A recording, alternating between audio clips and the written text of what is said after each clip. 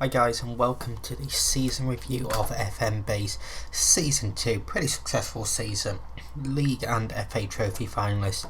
Football League side from next year. So just going to go through these little end of season messages basically. Have a quick look at the team. Basic talk of the season ahead and just have a little review. So we start off with the inbox items and our overall best 11. So as you can see here, McKelly has also entered the best 11 with Cavani, Ruddoh, McDonough, Whitehead, Bonton, Elmo, Culhane, Jameson, Williams and Warrington. This is just going to chop and change over the next few years. It's just going to be the base players really. But as you can see, that is the current overall best 11. With Shipway, Dannett, Malacca, Patton, Sirik, McKelly and Victor on the bench. Now for the end of season awards, the fans play of the season is Elmo, 54% of the vote. Then Warrington 26% and Ruddoh 12%. Goal of the season went to Bonderson, and young player of the season Chris Jameson. We're just going to have a look at that goal of the season against Chorley. And I think I remember to not do this one on a live com, and I said this could be goal of the season. There we go, look at that for a strike from the left back, world class into that top corner. I'm pretty sure that one was a live com, and I basically called that. So lovely goal. As I said, Jameson as the young player of the season, which is a bit surprising really because Elmo is still only 19, so the same age, so I don't know why he didn't win both of them. The stats: top goal scorer in all competitions was Warrington with 34 goals. Elmo with the highest average rating, 7.8. Ruddoh with 19 assists, which is insane. Sirik 92% pass completion ratio, which again is insane considering he played 34 games in all competitions. Elmo with 8 man of the match. Whitehead with 15 yellow cards. Whitehead, Woodison, McKelly, Culhane and Elmo all picking up a red card this season. It's something I want to stamp down, and we do seem to be getting a lot of cards. It's not ideal, it has cost us in games, so I do want to try and curb that a little bit. Season review: obviously lost in the second round of the FA Cup. We made it to the third round last season, which is a bit disappointing, but Plymouth were a good team. We will be playing Plymouth next season as well. We will have a look at all the leagues shortly. Obviously winning the National League and the FA Trophy. Memorable season for FM Base as they taste success in the Vanarama National League and Border Base FA Trophy. FM Base has been expected to be in the running for a playoff place, but performed even better than expected by finishing top of the pile as champions. It's a superb season for the base as they claimed the title to back up their pre-season credentials. Match of the season: 6-0 over Woking, moment to forget, 2-1 against Kidderminster. 653 average attendance, which is 6% of the One Call Stadium. 28 players used, which is the joint second highest. When do we... Oh, it's still in the planning stage. 575,000 seat stadium is still ridiculous. I'm pretty sure it's still a bug. So it looks like we will be at the One Call Stadium for next season as well.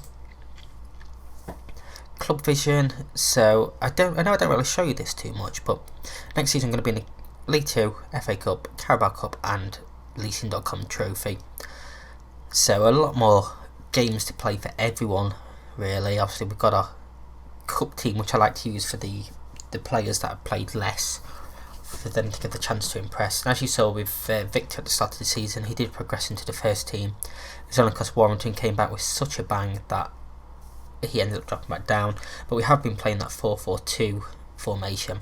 So the board want us to play attacking football, high tempo pressing football, develop players using the club youth system, sign players under the age of 23, don't sign players over the age of 30, and play possession football, which I think we pretty much do all of them really. Obviously we've got a very good youth system in place, so that's pretty easy to do. Attacking high tempo possession football is something that I like to play personally anyway. It's a pleasing style of football, so that's pretty much easy to do really. And then the 5-year plan ongoing, work within the wage budget, sign players for self-rate profit, which I have been doing as well, grow the club's reputation, which is going to keep coming as we grow up. Minimum 2-year contracts for first team players, and build a new stadium, which is in progress. They want us to avoid relegation this season. My contract expires at the end of this season coming. So they basically, for the next 5 years, want us to establish ourselves in League 2. I don't want that. We want to go up. Dynamics have improved. Managerial support still going up. Dressing room atmosphere going up. Omo now team leader. Culhane and Warrington highly influential. Whitehead, Williams, Bonderson, McDonough and Rodholm influential players. We will take another look at that very shortly. I apparently don't have the option to do the end of season team meeting. Okay, fair enough. Injury report. So you see Culhane missed 3 months of the season, 36% with torn knee ligament being his longest one. But 3 injuries for him. Just take a look at this. Twisted ankle, torn knee ligaments and pulled hamstring all this season. It's a bit worrying that he's picking up so many injuries. Next key player was Ryan Williams with 18% along with Warrington. Both 5 weeks their longest. Ashley Morton with 12%, McDonough 11%. Victor with 11%, Jameson with 11%. So not too bad overall. It's gutting to have lost Culhane for that many games. As you see, he played an awful lot last season, and he probably would have played a lot more this season had it not been for them injuries. So we're now on the end of season break for just over a month. I can vote on the best player of the season for FIFA. Now I do have an add-on on one of the awards packs, which can be found on Steam. If I just go to awards winners, as you can see, just gives me a whole host more of awards in virtually every region, like worldwide, league wise. So the way I like to do these is just basically go off average rating.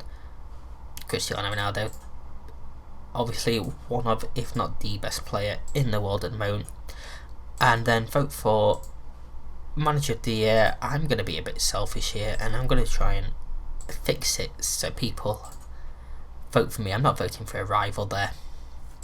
So just going to have a click through some of the screens here. So the Dev Centre wants to watch. We've got Ben Stewart, a 17-year-old striker. Looks like he's going to be a decent player as he goes forward. Probably not going to play too much for us.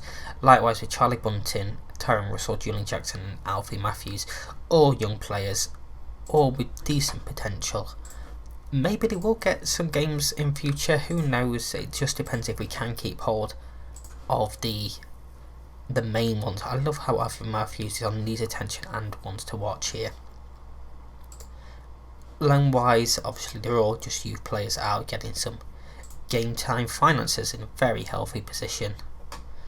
We had a lovely couple of inputs from the board really. Club vision, I mean, we're on course for that one. Disappointed at signing under 23 players, but I'm not signing players just to do that. We don't really care too much about that one. Satisfied with that one, very pleased and delighted.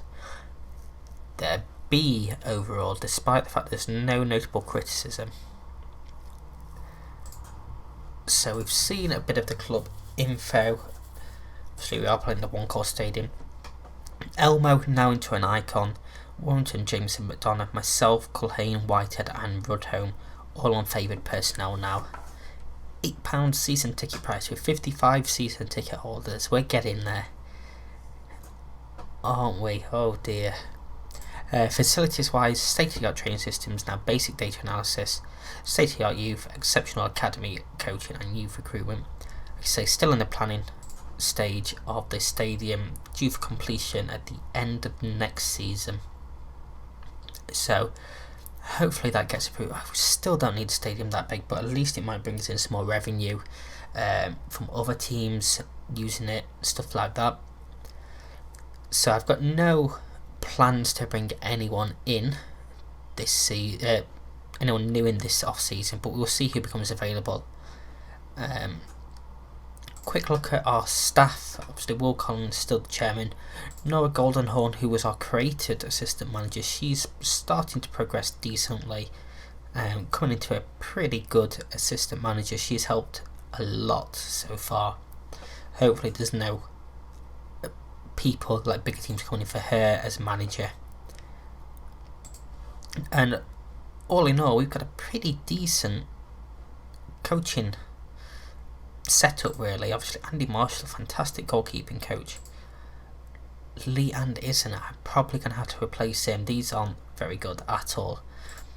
Fitness coach Dan Morton, decent on fitness, might be able to improve on him, but I'm happy there. And then the rest of them all pretty good stats. Jamie Shaw probably the lower of them. I should say attributes as well, not stats. They're not stats at all. Medical team,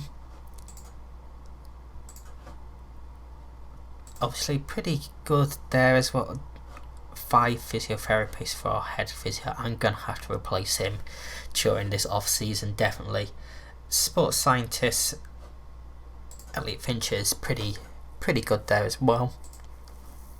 And then for the scouting team, etc., we have some very good scouts.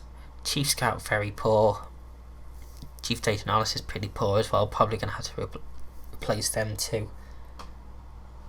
So we might have some upheaval at staff during this off season. So here you can see is Nora's idea of our best 11 basically, which is Cavani, Ruddo, McDonough, Whitehead, Bonson, Surrick, Elmo, Jameson, Kirby, Williams and Warrington, which isn't too far away from what we have been playing. Obviously Culhane is normally that attacking midfield player.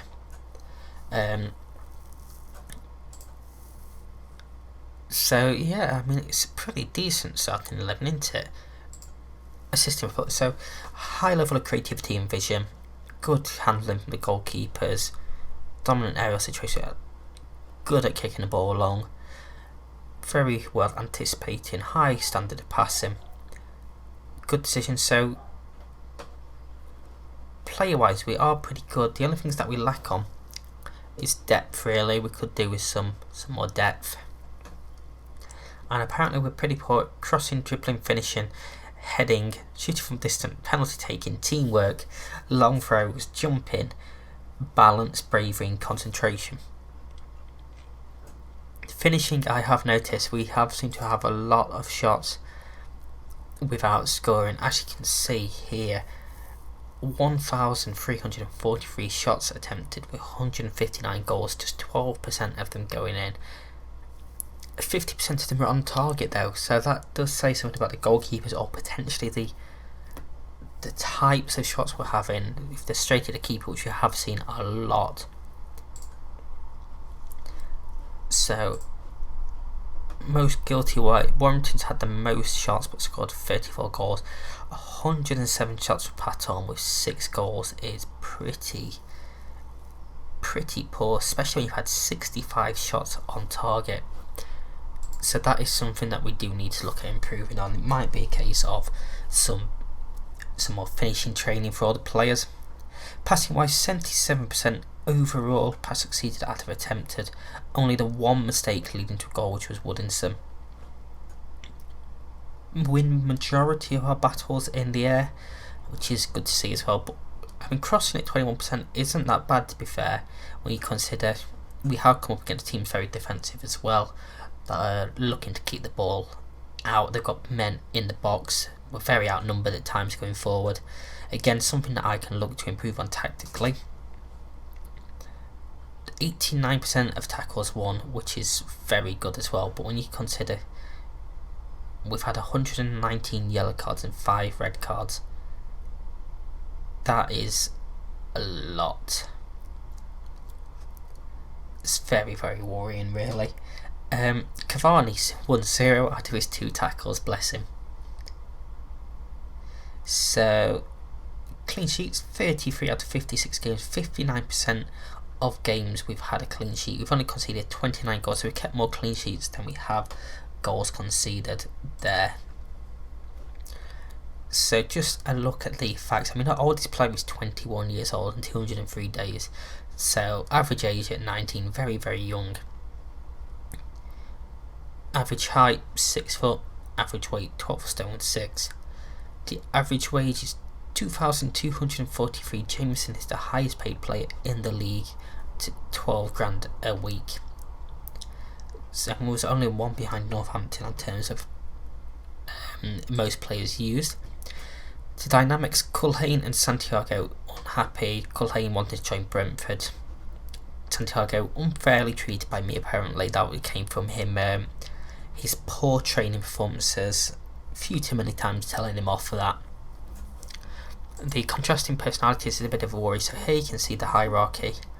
So Captain Elmo, team leader, Culhane in that highly influential player. A few players still looking to probably integrate themselves as a bit more influential. So they're all in that same social group. Pretty much all of them came into the club at the same time. And then a few people dissatisfied with certain places, but no real influence. No really reason why even. So onto the squad. Let's just go back to my view. Appearances, as you can see here. Whitehead playing 45 games in total there. 49 for Rudham, including 9 as a substitute. So we've got players that have played a lot of games. I mean, we've got most of the squad have appeared in over 20 games, until you get down to people down here. Obviously Culhane has had that injury but still played 19 times. I can use Cofson some more. I will like to use Cofson some more. He is actually learning a few different positions now. I've only got him training on that centre mid, but he is picking up some of these on the wings, so that's only going to help him getting game time going forward. Obviously the 4 players that I brought in the summer haven't really played that much. They played a couple of games. They've looked decent so far, so we have looked to keep them in and keep them at the club for next season. And as you can see here, 60 goals between Warrington and Victor this season in all competitions. 34 goals for Warrington from 41 games and 26 from 34 games for Victor. Mental, really, the goal scoring rates. And then we've had Jameson and Williams both hitting double figures as well. Culhane, like you say, considering he's only played 19 games to score 9 goals and get 4 assists as well, is really impressive. Just showing he is that one of our better players at the club. But we've had so many different players score. Tia, Cofson, Dana, Rudham all chipping in. Malaka, McKelly, a lot of goals from the defenders there. Assist wise, 19 for the Rudham, which we already knew. Patton, Elmo and Bonderson excuse me, all hitting double figures as well for assists. A lot of assists again around the team, which is lovely to see. It shows that we are making them crucial passes, keeping things going. Average rating wise, Elmo just taking the title of best average rating from Jameson there, but majority of people over 7. What's that? 21 players.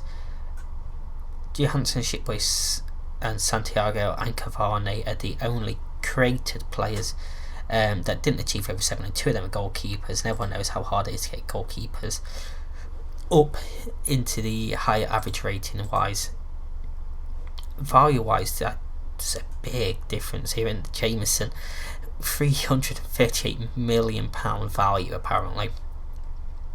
I have no idea why that's that high while the rest of them are all so much lower, but that is what it is, I suppose. So then let's just go and take a look around the leagues, shall we? I don't want it on media prediction. So up into the Premier League, it hasn't finished just yet, but Man City have won the league. Arsenal and Man United guaranteed top 4. It's between Liverpool and Tottenham for the 4th place finish. Stoke already relegated. Bournemouth have had 9 points deducted from administration, so they are now in danger of going down. They virtually are relegated already. And then either Reading or Crystal Palace in there. Chelsea struggling down in 11th place. I see Harry Kane and Joelinton as top scorers in the Premier League. It's a bit of a surprise really, especially the Bournemouth administration 1. Down into the Championship, and apparently I have to go this way now to see the league table. Fulham and Leeds promoted. Fulham as champions. Notts Forest vs Sheffield United in the playoff final should be a pretty tasty game there. Lincoln, Oxford and Ipswich relegated. Into League One, Rotherham and Hull going up, Wigan or Portsmouth going up in the playoffs. We'll be playing Blackpool, Wimbledon, Burton and Stevenage next season. They've come down. Into League 2, we won't be playing Colchester, who've gone up as champions. Forest Green Rovers or Rochdale, with Grimsby or Crawley going up. Macclesfield and Newport relegated. So we will be playing teams such as Salford, looking to get revenge on Plymouth. Big teams in there such as Bradford as well, Bolton. So it should be a lovely testing season actually next year. Next season either Aldershot or Halifax will be coming up with us. Chorley, Barrow, Woking and Torquay going down. Into National League North, which obviously we came out of. York gone up as champions, Chester also promoted, Lowestoft, Huddersfield, Chesham and Brackley all relegated. And the National League South, Bournemouth and Dulwich Hamlet going up, Hampton and Richmond, Hendon, Salisbury and Tonbridge going down. The FA Cup, the final is Man City vs Brentford. Wow. Brentford knocking out West Ham in the semi-finals. Newcastle, so Man City knocking out Liverpool, but a lot of the big teams are out pretty early here. Tottenham went out on penalties to Newcastle, Man United out on penalties to Norwich in the 5th round. Chelsea beat by Manchester United there. Arsenal knocked out by Liverpool in a replay. And what happened with our following? So Leeds beat Plymouth, who obviously beat us, who got beat by Derby, who got beat by Liverpool, who got beat by Man City, who are obviously in the final. So Man City, Brentford, and well done to Brentford for getting that far really. Carabao Cup, Arsenal beat Liverpool on penalties there. Obviously we will be in this competition next season, so hopefully we can sort of challenge the later stages of that. Community Shield was won by Tottenham, beating Liverpool 3-1. And the Leasing Outcome Chef, which we are in next season, we're going to be looking to win. Coventry beat Hull in extra time in the final. Obviously FA Trophy, we got the victory there, 2-0. Victor and Umar sharing the top goal scorer award. So if we just want to have a look at that way, leagues in focus. Atletico Madrid top of La Liga at the moment. PSG have won League 1. In Germany, Bayern won the league there. Lazio, Napoli and Inter and Juventus actually all battling for top spot in Serie A. And then let's just take a look at the European competitions. So it's Man City, Bayern Munich in the final of the Champions League, Chelsea, Napoli in the Europa League. And the Europa Conference League will start next season. The Super Cup was won by Real Madrid, beating PSG 1-0. So that is the pre-season review. We'll be back on Monday for the start of the season. And we'll see how we get on. We'll see what signings we've made. So hopefully we're going to have a positive season. If you have enjoyed this video, don't forget to like, subscribe, ring that bell for more. Follow me on Twitter and Twitch down in the description below. And until next time, I'm out. See you.